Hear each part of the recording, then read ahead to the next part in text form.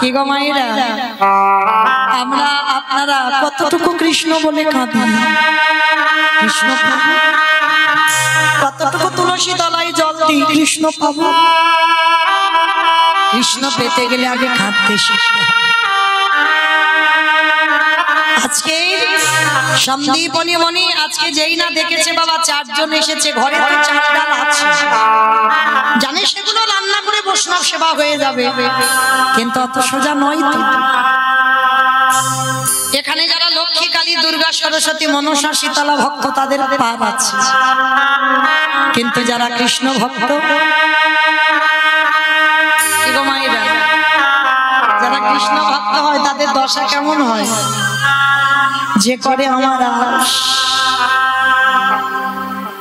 তারে করি সর্বনাশ। না, এই জায়গাটায় বাবা আমরা বলছি ভুল আর আপনারা শুনছেন ভুল। যে করে আমার আশ তারে করি সর্বনাশ। ভগবান সব নাশ করে। কি নাশের কথা বললো? আত্মীয় পরিজন, বন্ধু বান্ধব, জায়গা জমি সম্পত্তি, সব থেকে তুমি যাকে বেশি ভালোবাসো ভগবান প্রথমবারে তোমার কাছ থেকে তাকে কেড়ে নেবে। কেড়ে নেবার পরেও যদি তুমি তার চরণ না ছাড়ো, তারপরে ভগবান বললেন আমি হয়ে যাই সেই দাসের অনুরাগ।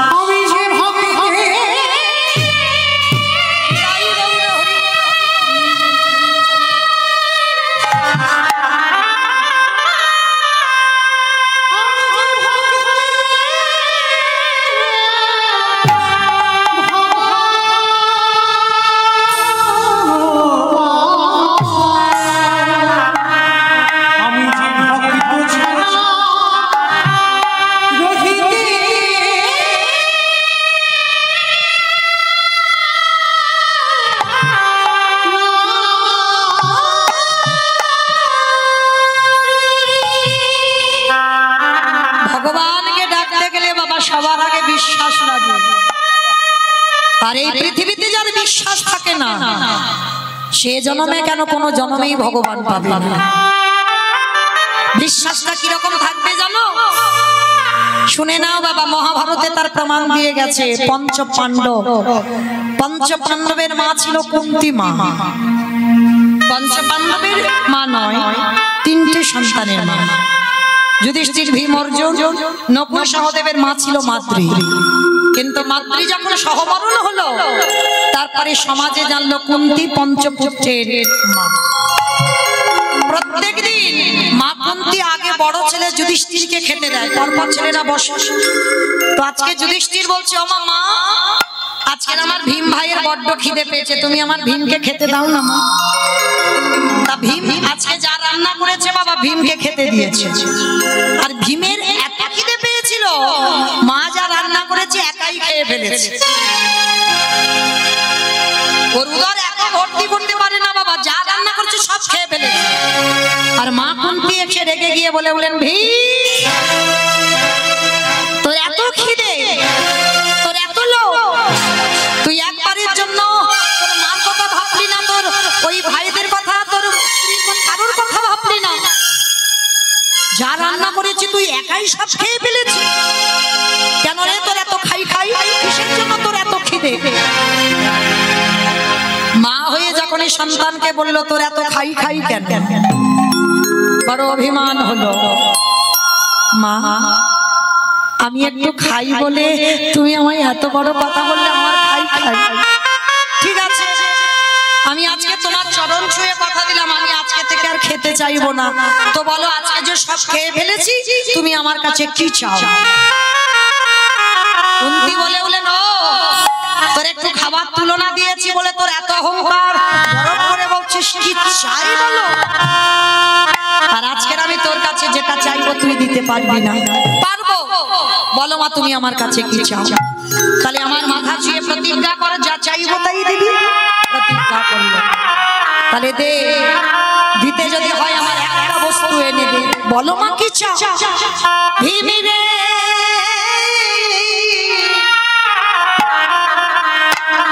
এই হস্তিনাপুর থেকে কৃষ্ণ দ্বারকায়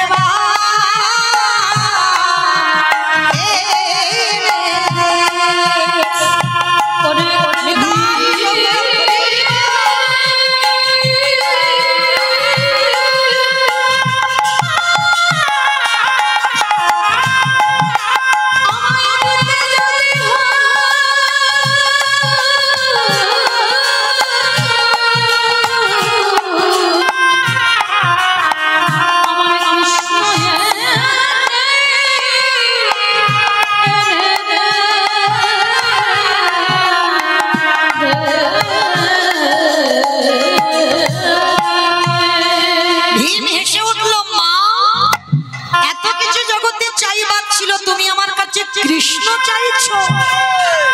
বলে হ্যাঁ দে।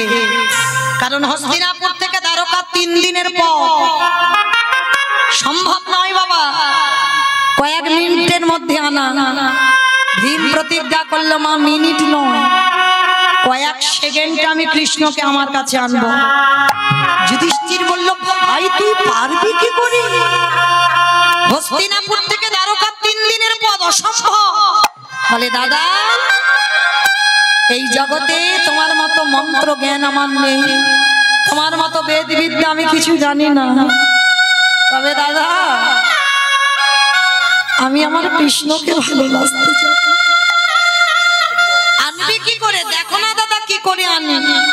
ভীমের হাতে ছিল 80 মণ ওজনের গদা। ওই গদাটা মাথার উপরে 3 বার ঘুরিয়েছে, আর ঘুরিয়ে গদাটা একেবারে শূন্যে, আর উপরে যদি ভারী গদা ছুঁড়ে দেয় বাবা ঘুরতে ঘুরতে তো নামবে, আর যে সোজাসুজি নামবে ভীম নিজের মাথাটা পেতে দিয়েছে। মানে গদাটা পড়লেই ভীমের মাথায় পড়বে, 80 মণ ওজনের গদা। মাথাটা পেতে দিয়ে ভীম শুধু একবার ডাকলো কৃষ্ণ কৃষ্ণ।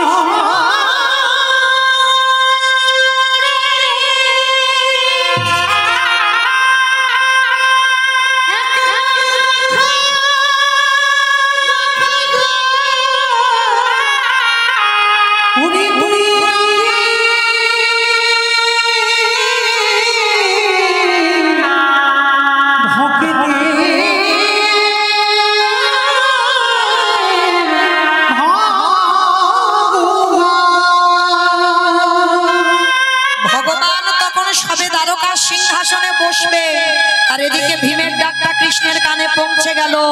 সঙ্গে সঙ্গে ওই দ্বারকা থেকে উঠে বাবা দেবে হস্তিনাপুর। সত্যভামা রুক্মিণী বলছে প্রভু তুমি কোথায় যাচ্ছ? ওই শোনো সত্যভামা, ওই শোনো রুক্মিণী, আমার মধ্যম পাণ্ডব ভীম যাচ্ছে। আমি যদি না যাই, ভীমে যদি বেঁচে না থাকে, দুর্যোধনের উরুভঙ্গ করবে কে? আমি যদি না যাই, ভীমে যদি বেঁচে না থাকে, দুঃশাসনের বক্ষ চিরে রক্ত পান করবে কে? আমি যদি না যাই, ভীমে যদি বেঁচে না থাকে, ধর্মরাজ্য প্রতিষ্ঠা করবে কে? আমি আসছি, এক্ষুনি আসবো সত্যভামা। বাবা উপরে গদাটা তো দাঁড়িয়ে নেই, সে তো ঘুরতে ঘুরতে নিচের দিকে আসছে। 3 দিনের পর কৃষ্ণ যেখানে আছে, তাহলে 3 দিনের পর একটা গদা উপর থেকে নিচে পড়তে কতটুকু টাইম লাগে? সবে গদাটা ভীমের মাথায় পড়তে কৃষ্ণ শূন্যে ছুটে এসে আগে গদাটাকে বুকে জড়িয়ে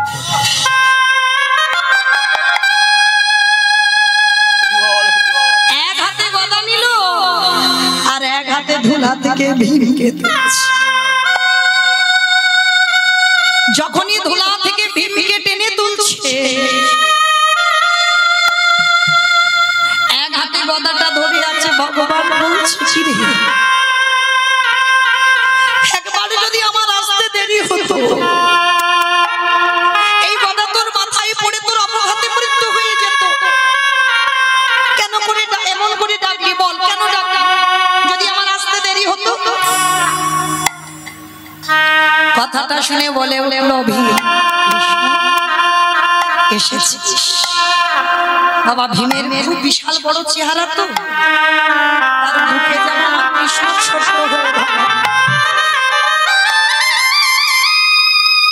ধুলা থেকে ভীম উঠে কৃষ্ণকে বুকে জড়িয়ে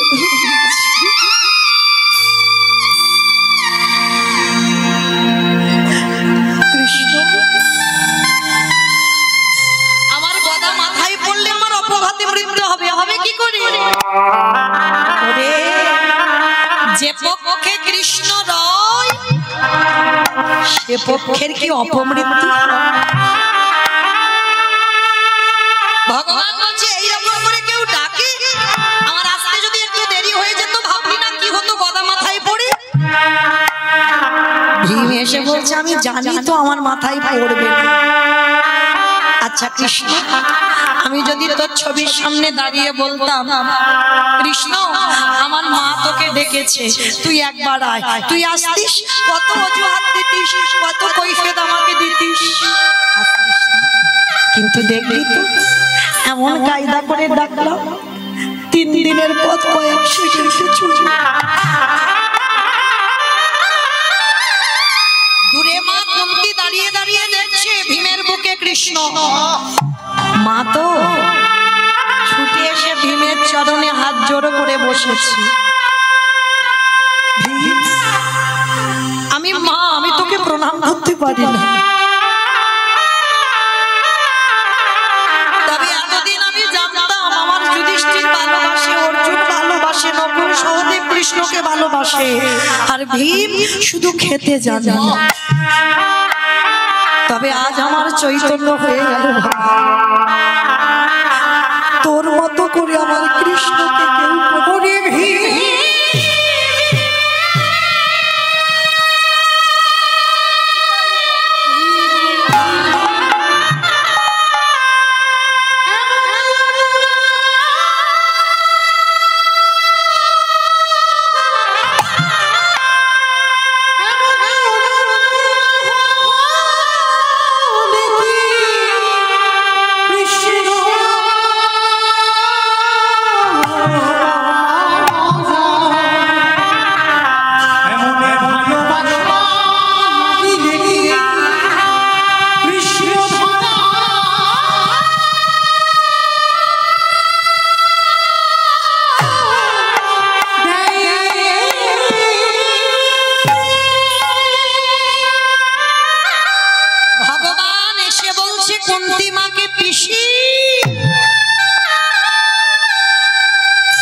শুনলাম তুমি নাকি আমায় ডেকেছো।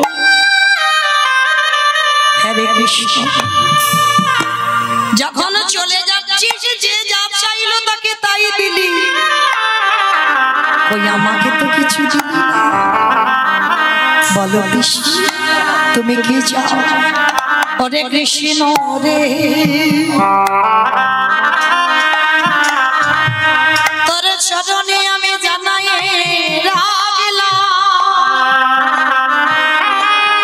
এই জগতে যত দুঃখ, যত কষ্ট, যত অভাব, যত ব্যথা, হরে কৃষ্ণ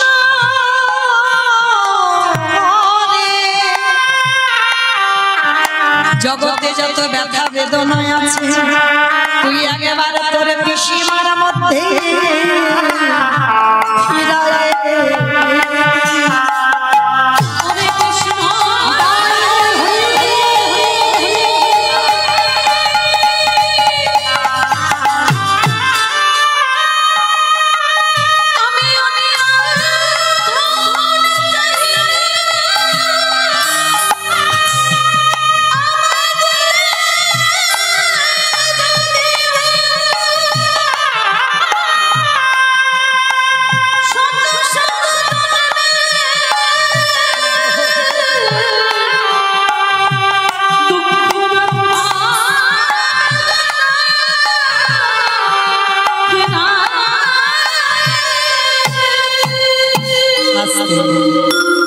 দুঃখ থাকলে কৃষ্ণ থাকে, আর দুঃখ যার চলে যায় কৃষ্ণ চলে যায়।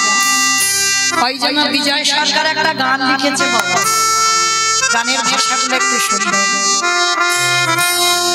তোমার নামে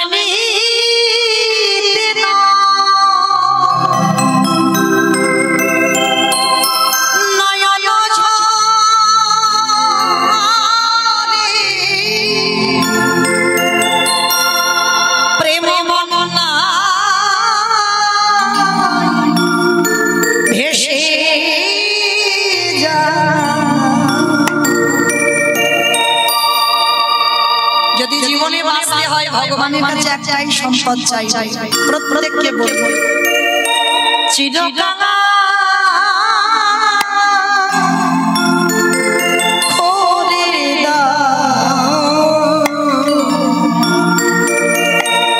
করে দাও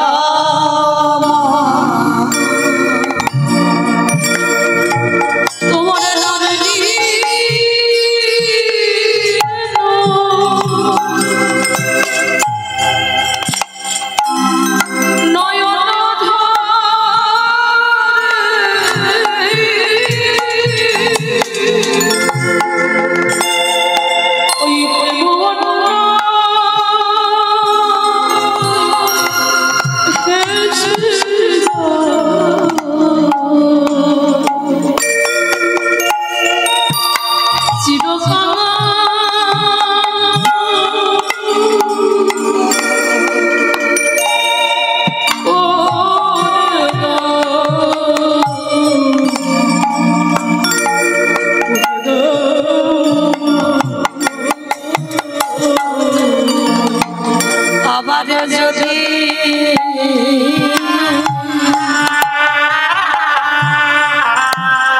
আসি দয়া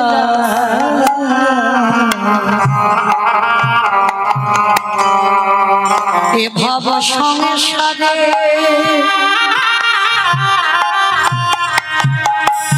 যেন কৃষ্ণ ভক্ত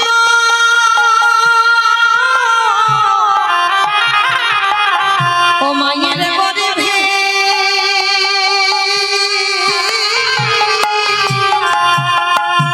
জন্ম দিল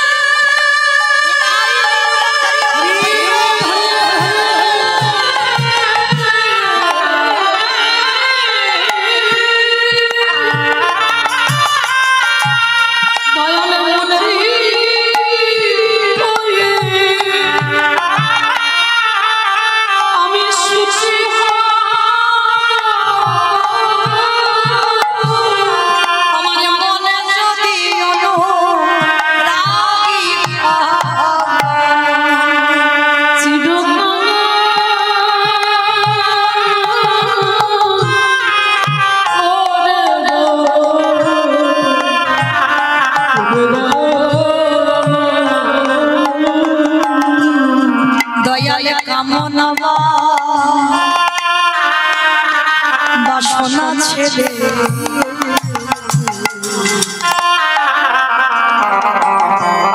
শুদ্ধ হবে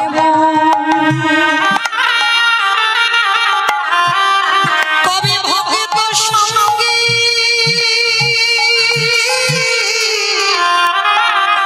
প্রেমের তরঙ্গে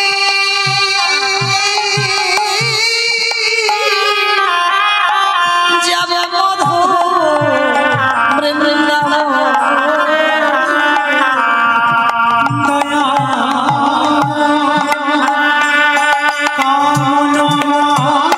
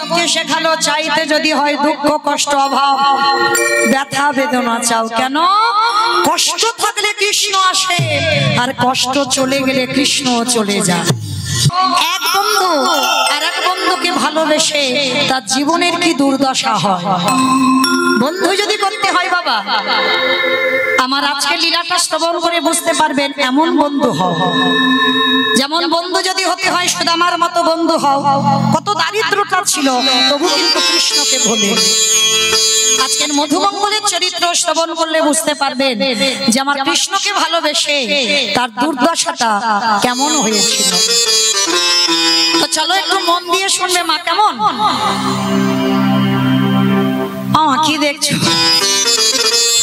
হেলিকপ্টার দেখছো সবাই এখন হেলিকপ্টারে ব্যস্ত সব আমায় ভুলে গিয়ে একটু সরিয়ে দাও হেলিকপ্টারটা সরাও আমারটা ক্যামেরা তো ওই জন্য মনে করছে হেলিকপ্টার এসেছে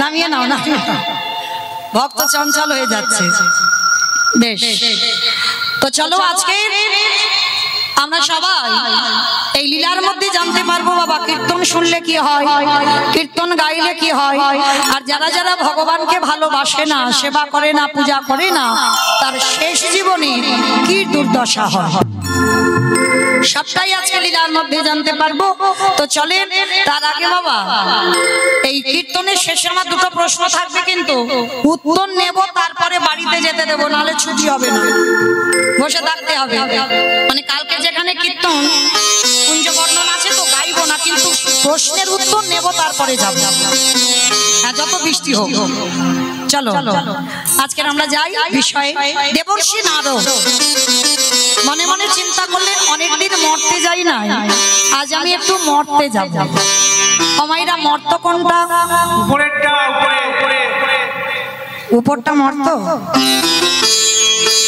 নিচে পাতাল হ্যাঁ যেটাই বসে আছে যেটা আমি দাঁড়িয়ে আছি আপনারা বসে আছেন এটা হচ্ছে মর্তধাম তো দেবর্ষি নারদের ইচ্ছে জেগেছে মা একটু মরতে যাবে তা মর্তধামের একজন মা শীতেতে সিঁদুর আছে হাতে শাঁখা আছে আলতা পেড়ে শাড়ি পরে আছে নারদকে দেখতে পেয়েছে আরে ও নারদ এদিকে এসো এদিকে এসো আমায় ডাকছো মা হ্যাঁ বাবা নারদ আমি তোমায় ডেকেছি আচ্ছা নারদ যারা যারা ভগবানকে ডাকে যারা যারা ভগবানকে ভালোবাসে নারদ তাদের শেষ জীবনের দশা কি হয় কথাটা শ্রবণ করা মাত্র নারদ বলছে ওমা এ প্রশ্নের উত্তর তো আমার জানা নাই সে কি তুমি ভগবানের কাছে থাকো তুমি জানো না তাহলে জানে কে বলে মা তুমি একটু বসো আমার বাবার কাছ থেকে উত্তরটা জেনে আসি নারদের বাবাটাকে ব্রহ্মা ব্রহ্মলোকে গিয়ে ডাকছে পিতা পিতা যারা যারা ভগবানকে ডাকে সেবা পূজা করে তাদের শেষ জীবনের গতিটা কি হয় চতুর্মুখী ব্রহ্মা বললেন নারদ এ প্রশ্নের উত্তর তো আমার জানা নেই আমি জানি না তুমি আমার বাবা চারটি মুখ তুমি জানো না তাহলে জানে কি বলে একজন জানলে জানতে পারে যে গাঁজা ভাঙ খায় আমার কে গাঁজা খাইব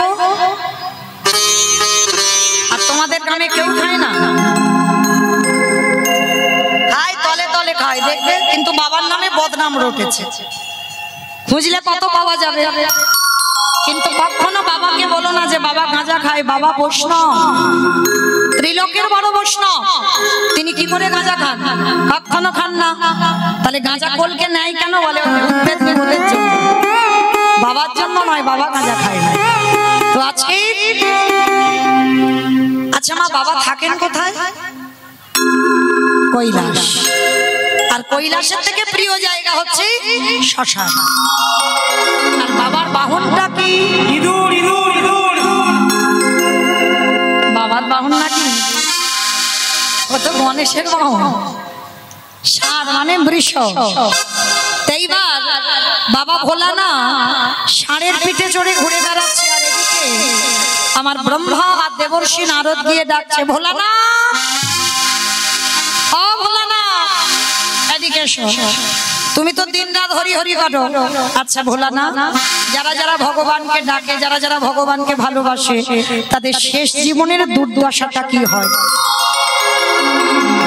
ভোলানাথ হেসে বলল, নারদ এ প্রশ্নের উত্তর তো আমার জানা না।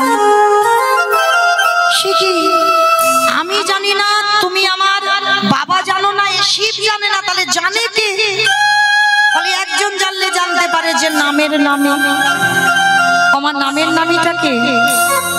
ভগবান, যার নাম শুনছেন আমি গাইছি, চলো তার কাছে যাই। বৈকুণ্ঠপতি নারায়ণের কাছে গেছে। প্রভু বলো, যারা যারা তোমার ডাকে ভালোবাসে, সেবা পূজা করে, তাদের অন্তিম দশাটা কি হয়?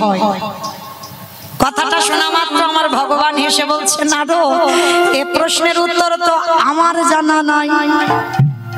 শিখি আমি জানি না, আমার বাবা জানে না, শিব জানে না, তুমিও জানো না, তাহলে জানে কে?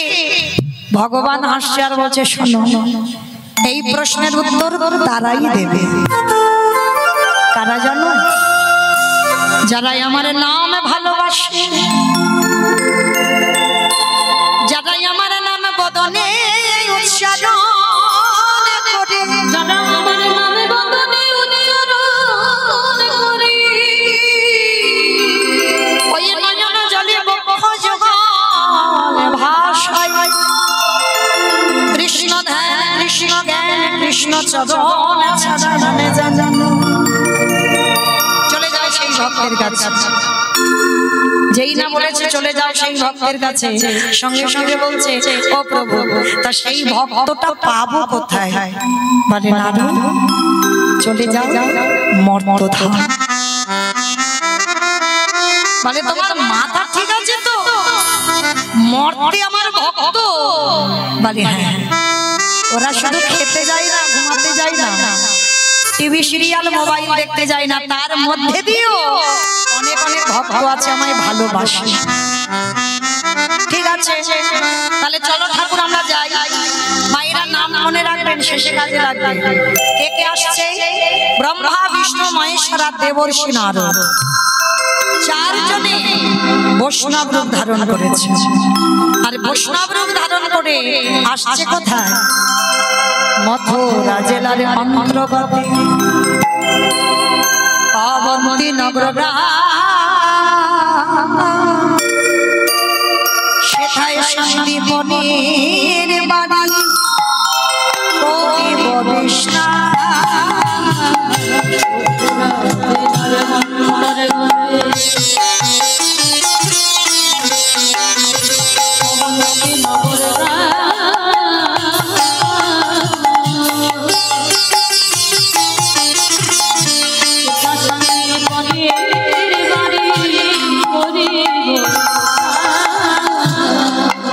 যাবো আমরা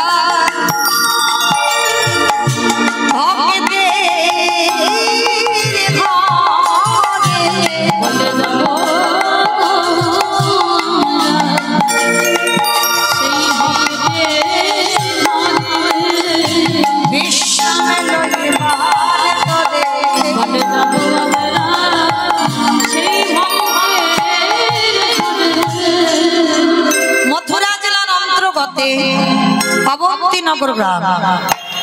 মায়েরা ভগবান ভক্তের ঘরে আসছে। ভক্তের বাড়িটা কোথায়?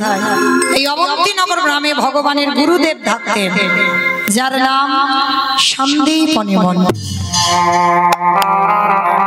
এই সন্দীপনী মণির ঘরে কৃষ্ণ, বলরাম, সুদামা এরা সবাই পড়াশোনা করে বড় হয়েছে। এই সন্দীপনী মণি কেমন ভক্ত জানেন মা? প্রতিদিন ব্রহ্ম মুহূর্ত, ব্রহ্ম মুহূর্ত কাকে বলে? সূর্য উদয়ের 1 ঘন্টা 36 মিনিট আগে।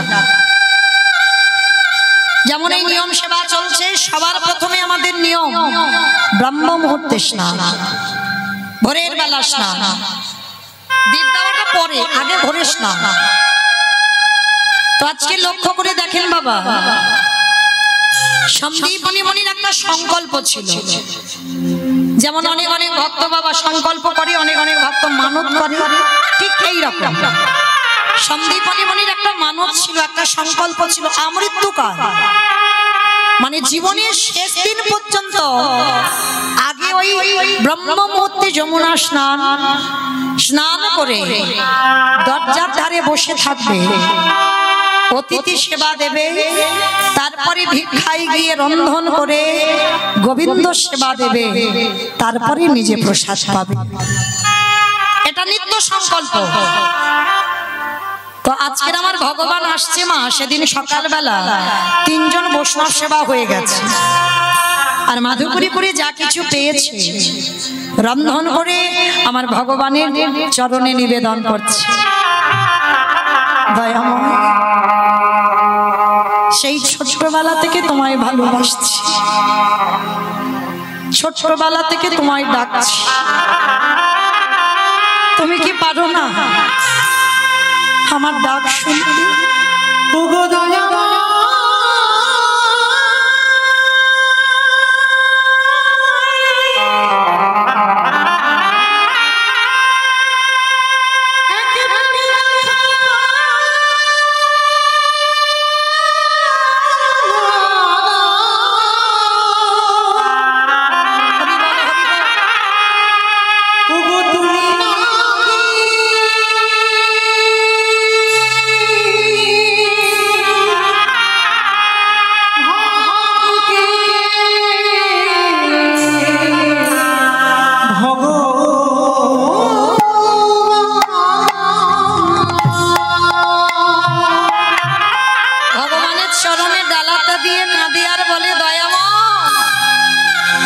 এত কাঁদি এত ডাকি, তুমি কেন সাড়া দাও না? আমি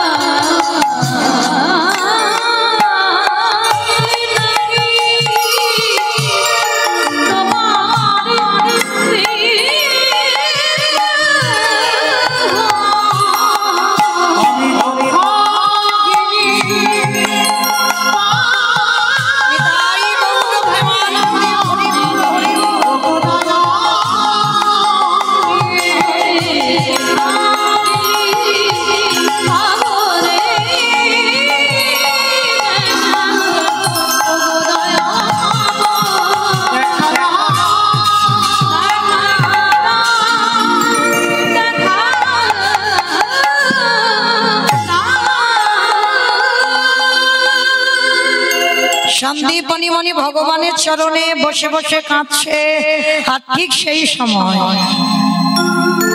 ব্রহ্মা বিষ্ণু মহেশ্বর আর নারদ ছদ্মবেশে দরজায় এসে গেছে। মণিমা, বাড়িতে আছো? মায়েরা, মানুষের ডাক আর ভগবানের ডাকে তফাৎ হবে না?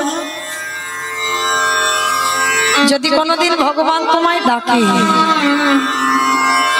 সে ডাকটা সাধারণ মানুষের মতো ডাক নয় বাবা। আর ও ডাক যদি তোমার কানে একবারে যায়, তুমি যেন ভুল করে কারোর কাছে বলো না। আপন ভজন কথা না কহিবি যথা।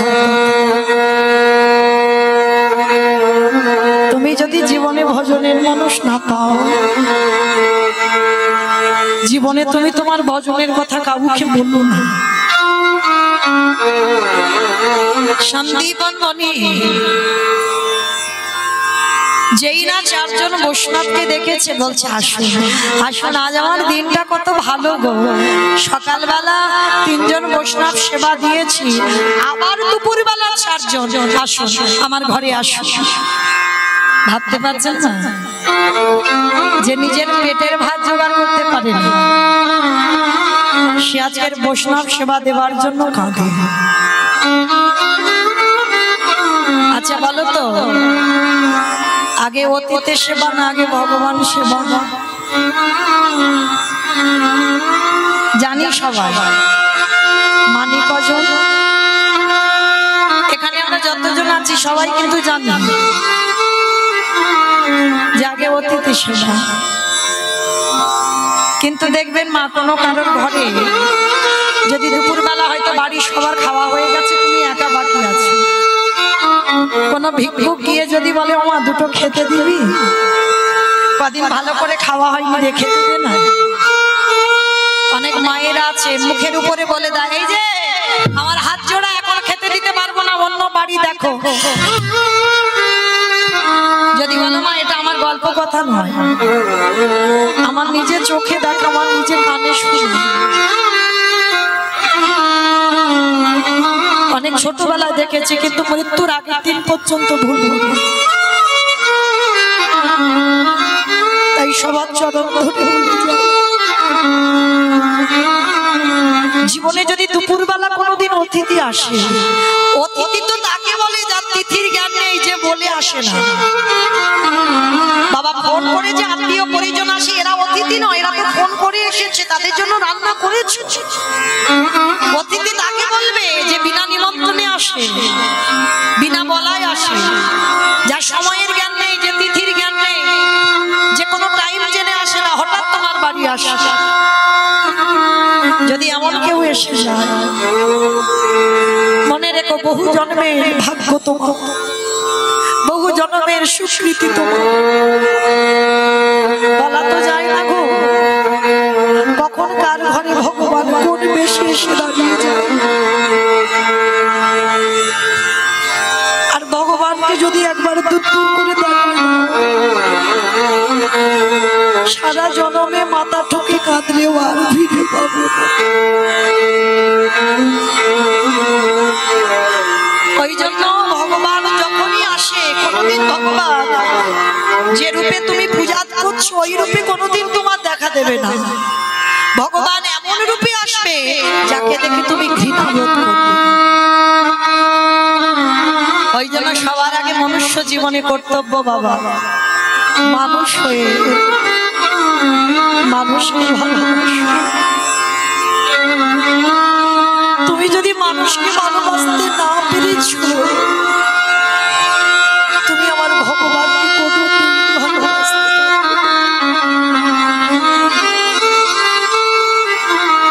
আজকে সন্দীপনী মনি 4 জন বৈষ্ণবকে দেখে বসবার জায়গা দিয়েছে, বসুন, বলুন আপনাদের জন্য কি করতে পারি।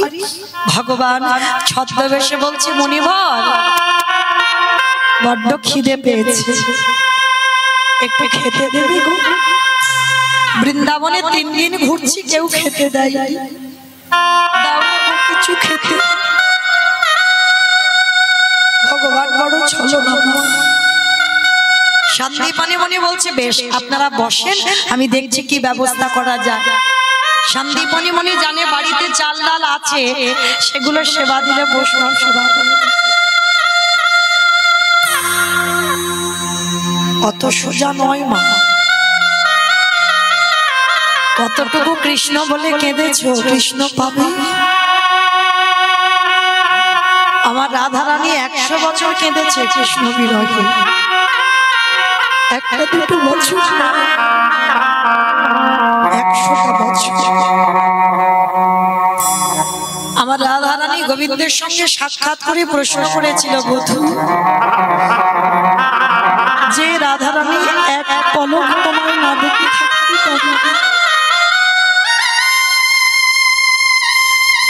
যে রাধা রানী জলের কলসির জল ফেলে জল আনতে যায়, শুধুমাত্র একবার যদি তোমার বদন দর্শন করে, আর সেই রাধা রানীকে শ্রীরামের অভিশাপে 100 বছর তুমি কেন কাঁদালে? একবারও ভাবলে না 100 বছর আমি তোমার বিরহে থাকবো কি করে? গোবিন্দ আমার বললেন, রাধে তুমি হলে এই সমাজে আশ্রয় তত্ত্ব,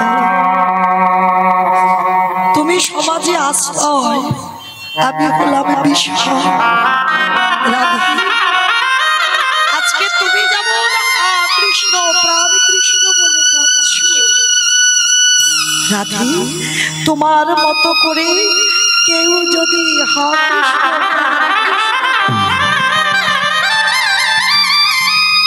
আমি ভগবান হয়ে সারা জীবন সেই ভক্তের দুয়ারে বন্দী হয়ে যায়, যে জন্য নয়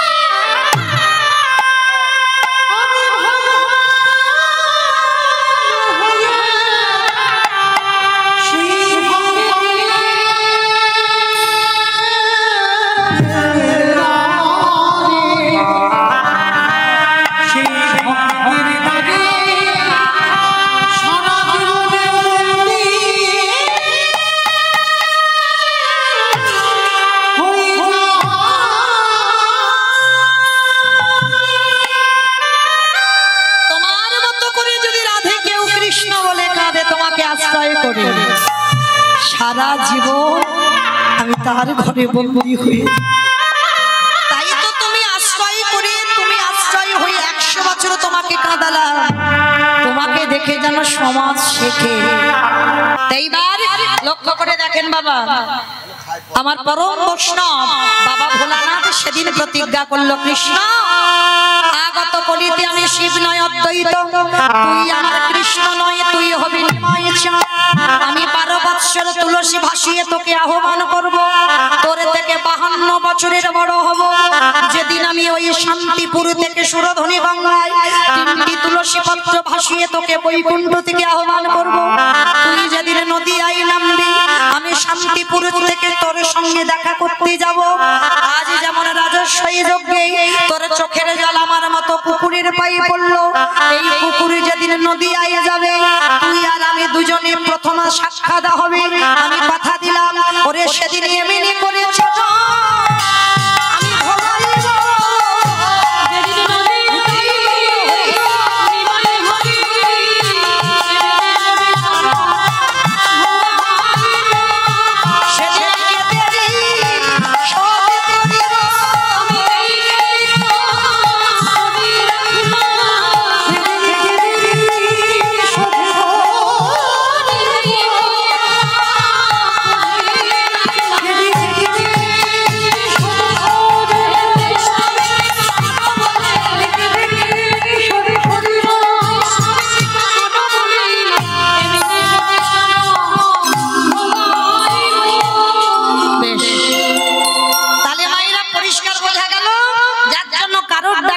আমি অদ্বৈত আচার্যের ডাকে এলো।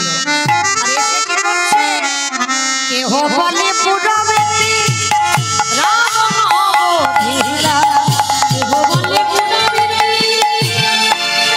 আমার এগুলো আমার বানানো গান নয়, মহাজনী পদাবলী, যারা শাস্ত্র জ্ঞানী যারা পদাবলী বোঝেন এগুলো মহাজনী পদাবলী।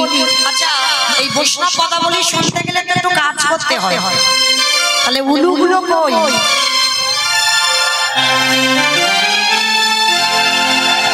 কেহ বলে পুরবেতি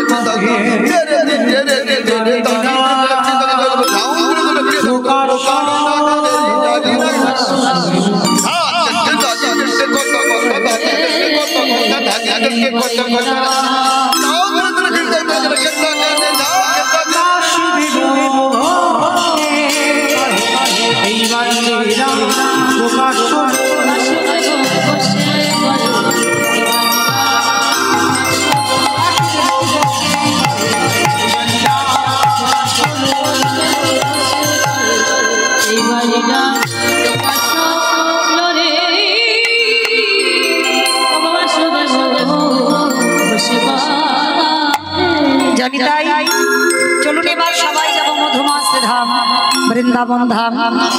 তো এতক্ষণ যখন নবদ্বীপে ছিলাম সবাই দেখে একবার প্রেম সে বলেন তো গৌর সুন্দরী কি নবদ্বীপের ধাম কি সচির নন্দন কি বিষ্ণু প্রিয়া কি ধ্বনিটা হলো কি?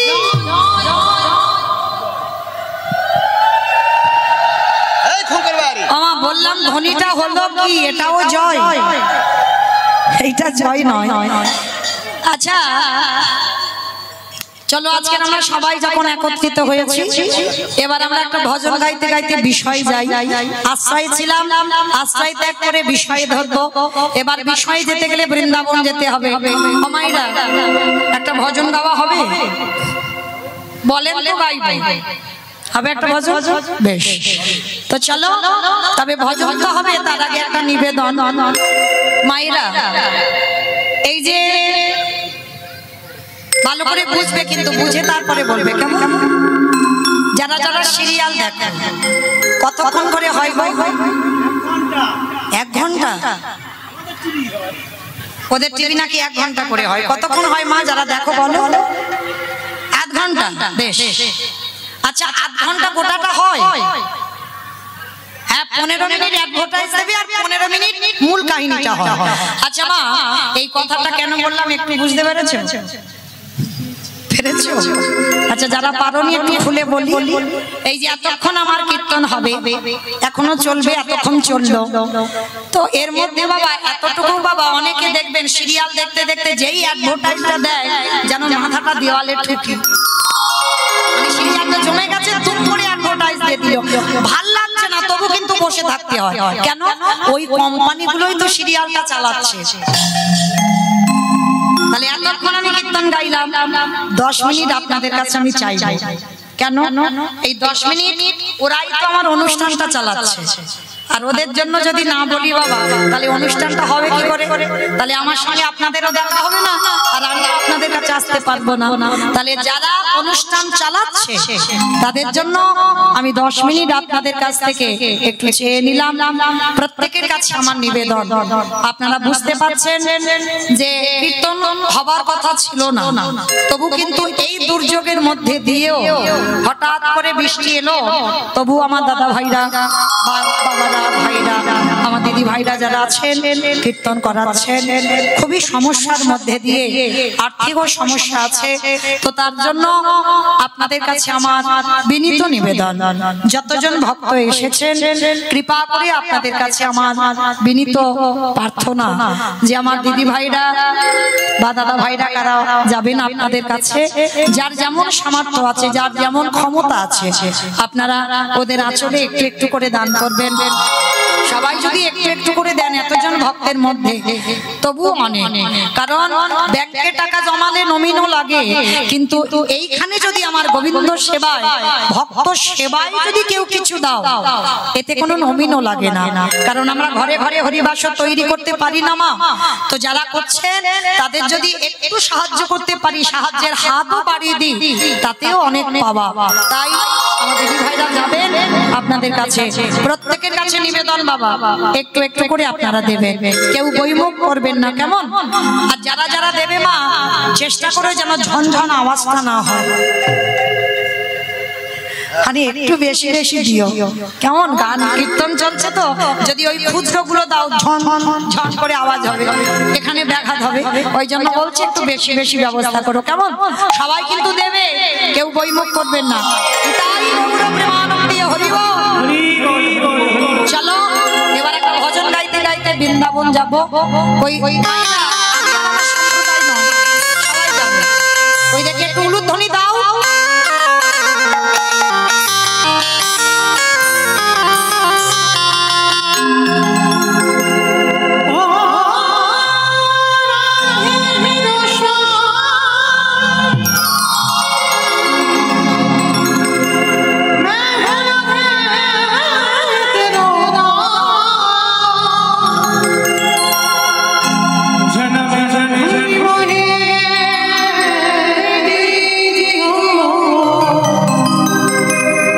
श्री वृंदावन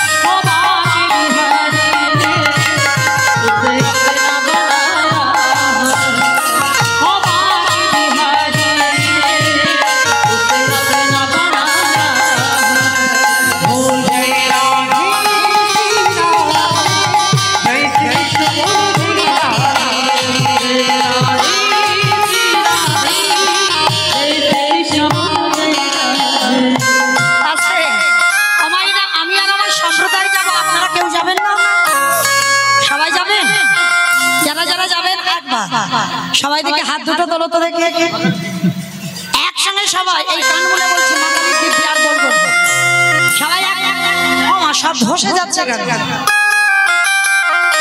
ওই আমার ভাইরা যারা ইউটিউব করছো একবার ঘোরাও তো ক্যামেরা তখন বুঝতে পারবে কার হাত উঠেছিল কার ওঠে সবাই তোলে এবার সবাই একসঙ্গে তালে তালে করো তালে কেমন সবাই নামে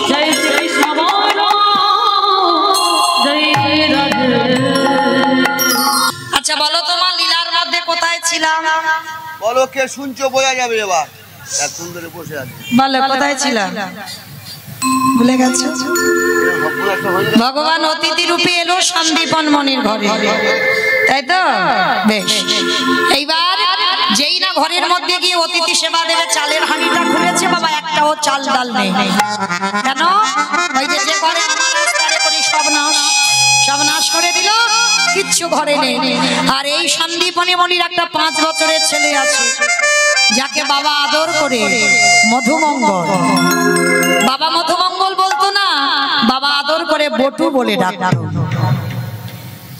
এই কৃষ্ণের বন্ধু মধুমঙ্গল বাবা হচ্ছে সন্দীপন মন্ডল এইবার ছোট্ট ছেলে বটুকে ডাক দিয়েছে এই খোকা হাঁড়িতে চাল ডাল রেখেছিলাম দেখেছিস বাবা কই না তো বাবা আমি দেখবো কি করি আমি জানবো কি করে সে কি তাহলে চাল ডাল গুলো গেল কোথায় বলে দাঁড়াও বাবা তুমি ভেবো না আমি কাছাকাছি কয়েকটা বাড়ি থেকে ভিক্ষা করে আনি তুমি ততক্ষণে ওই বৈষ্ণবদের সঙ্গে একটু হরি কথায় দিনটা কাটাও ভগবান মনে মনে চিন্তা করছে হায় হায় হায় হায় এলাম ওর বাবাকে পরীক্ষা করতে ছেলে মাদা হয়ে দাঁড়াচ্ছে এখন কি করব দাঁড়া একটু ছেলেকে তো ঘষে মেজে নিতে হবে ভগবান নিজের দেহ থেকে বাবা একটা বটুর মূর্তি বের করেছে আর আসল বটু যাওয়ার আগে ভগবান বটু সেজে গোটা গ্রাম ভিক্ষা করে নিয়ে চলে এসেছে আচ্ছা বলো তোমাদের এই গ্রামে গোটা গ্রাম যদি একটা ছেলে 5 মিনিট আগে ভিক্ষা করে নিয়ে যায়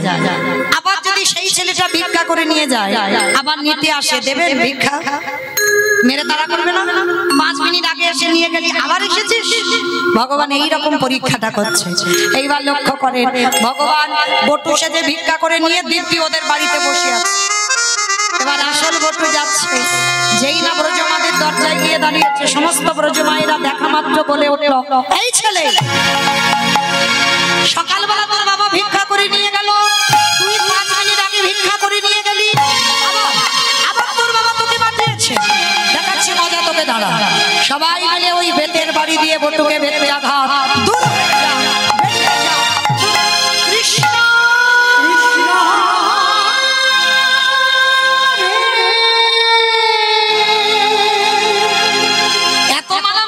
ছেলেটার সর্বাঙ্গ দিয়ে রক্ত ঝরছে ছোট্ট বটু বলে উঠল কৃষ্ণ কেউ জানুক না জানুক তুই ভালো করে জানিস আমি জীবনে কোনোদিন আসিনি আজকের প্রথম তবে শোন আজকে যখন প্রথম ভিক্ষায় এসে এরা বলছে আমি নাকি 5 মিনিট আগে এসেছিলাম কিন্তু তুই তো জানিস আমি আসিনি ভগবান মুচকি মুচকি হাসছে আর বলছে বেটা জব্দে পড়েছে। এইবার দেখিও কি করে। ছোট ছোট বটু সংকল্প নিল, এই দেহে যদি বৈষ্ণব সেবা দিতে না পারি এই দেহ রাখবো না, এই দেহ যমুনার জলে ত্যাগ করে দেব। ভগবান ওদের বাড়িতে বসে চমকে উঠেছে, বাবা ও যদি জলে ডুবে যায় আমাকে তো কেউ ভগবান বলবে না। না না না, ছেলেটাকে মরতে দিলে হবে না, ওরে বাঁচাতে হবে। তাহলে কি করে বাঁচাবো? ভগবান কি করেছে? একটা পাখি রূপ ধারণ করেছে। এই তোকে মথুরাই দিল না তো কি হয়েছে, তুই বৃন্দাবন চলে যা। ছোট্ট ছেলেটা ভাবলো তাই তো, বৃন্দাবনে গেলেই তো চাল ডাল পাবো। ও মায়েরা, আর যেই না বাবা যমুনার ঘাটে গেছে দেখে না নৌকা নেই আর মাঝি নেই, আর ছেলেটা সাঁতার জানে না, তাহলে কি করে যাবে? চোখ চোখ বন্ধ করে নেমে গেছে জলে। কৃষ্ণ রাখতে গেলে তুই রাখবি আর মারতে গেলে তুই মারবি। কৃষ্ণ নামটা স্মরণ করে বাবা যেই না ওই জলে নেমেছে সঙ্গে সঙ্গে বলছে, বন্ধু দেখি তুই কি করিস, আমি তো সাঁতার জানি না, দেখি কি করে পার পারিস। দয়াল তোমার লীলা দয়াল তোমার লীলা খেলা ওগো বোঝা বড়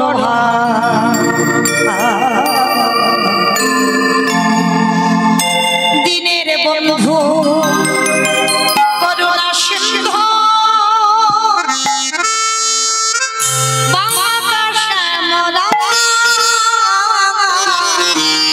দয়াল বন্ধু করুণা সিন্ধু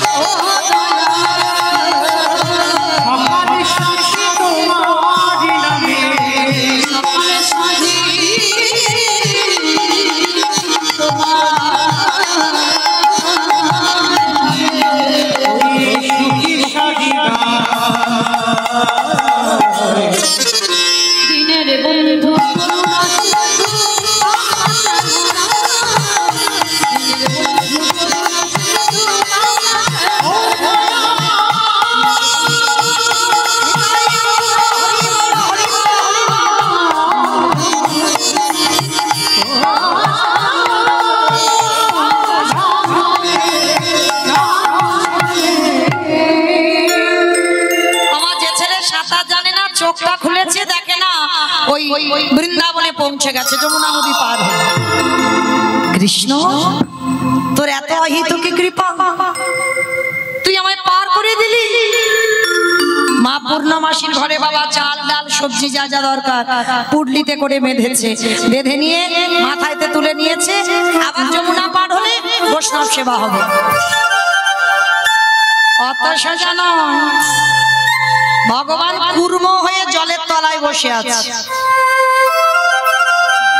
আমায়রা কুর্ম মানে কি গো?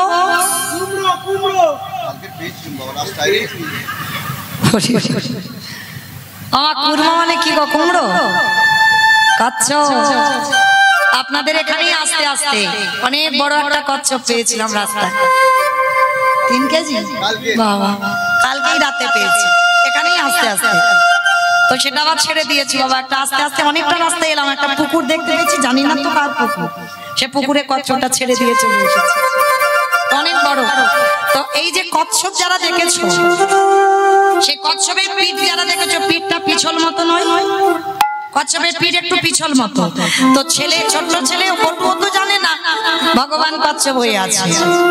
আর আপনারা জানেন ভগবান কচ্ছপ হয়েছিল তো, জানো তো?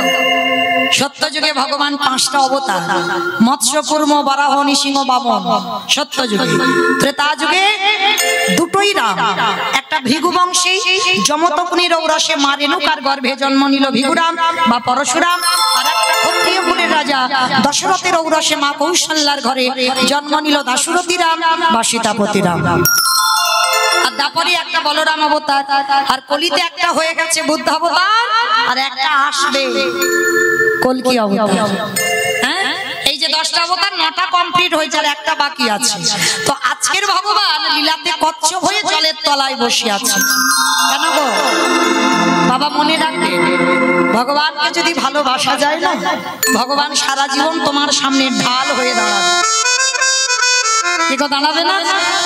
বিশ্বাসটা রাখতে হবে যে আমি ভগবান, ভগবান আমার, এটা রাখতে হবে। পৃথিবীতে লয় প্রলয় যাই হয়ে যাক, কিন্তু কৃষ্ণ চরণ ছাড়লে হবে না।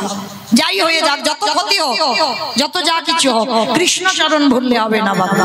আর যারা এইভাবে কৃষ্ণকে ভালোবাসতে পেরেছে, সর্ব বিপদে আমার ভগবান ঢাল হয়ে দাঁড়ায়।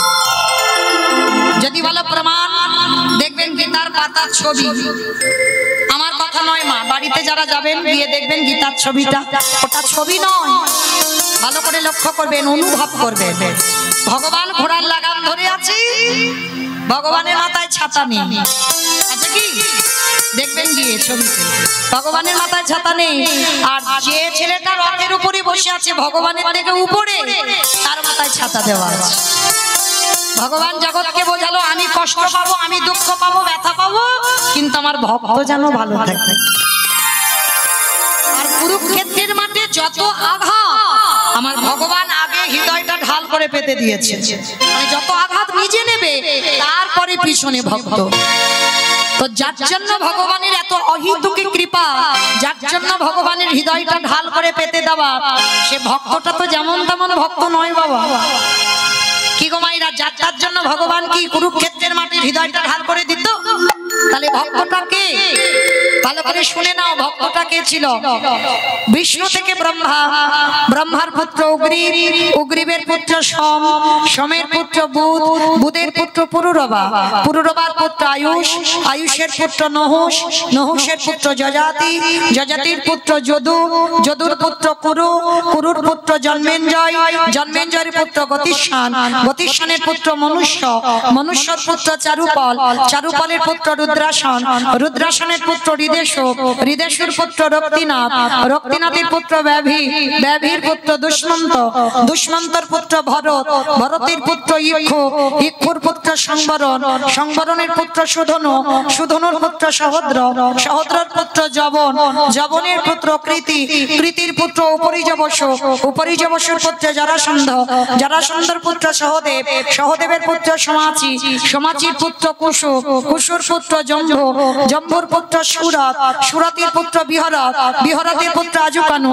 আজুকানুর পুত্র অগ্রধর, অগ্রধরের পুত্র দেবঋষি, দেবঋষির পুত্র ঋক, ঋকের পুত্র বিদিক, বিদিকের পুত্র পতিত, পতিতের পুত্র শান্তনু, শান্তনুর পুত্র বিচিত্রবীর্য, বিচিত্রবীর্যের পুত্র পাণ্ডু, আর পাণ্ডুর তৃতীয় পুত্র যে রথে বসেছিল, যার নাম হলো তৃতীয় পাণ্ডব অর্জুন।